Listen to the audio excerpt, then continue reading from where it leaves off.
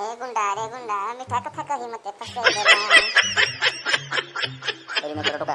पास पड़ा दे स्कूल टका भाड़ा ले दिल ना गो जाऊ तेरा सर टाइम 3टा हेले मते घर को के छन्ना आंती मोर घर काम अछि मु खेले को जीवी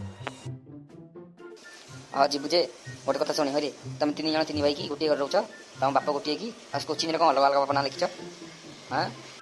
सारे कथा कहूं कि कोचिंग रे अलग अलग बापना लिखियार कथा हला आपण काले भाबिबे हमें कॉपी कर देइथौ सेति पई बापना अलग अलग लिखि देलु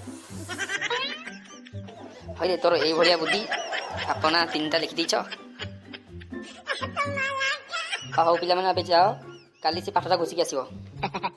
ओके सर मु बहुत खुशी चलो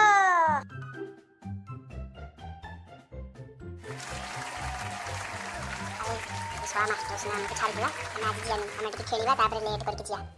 ए गछ में बस अरे सत्य कथा आज जियानी लेट करके जिया हम टिके खेलिबा तापर जाई के जिबा अरे सारे देखिलु कि आउची हरे तुम 3 जण कोन करछ जाऊ ना देखिबो नै दादा तुम बाप मां को जाई फोन करी कहू संगे संगे फोन कर रहतो अरे सोला बुढ़ा वकीला रे बापा को कहि दो चला पळै चलो उठो अरे भारी दुष्टा पिला को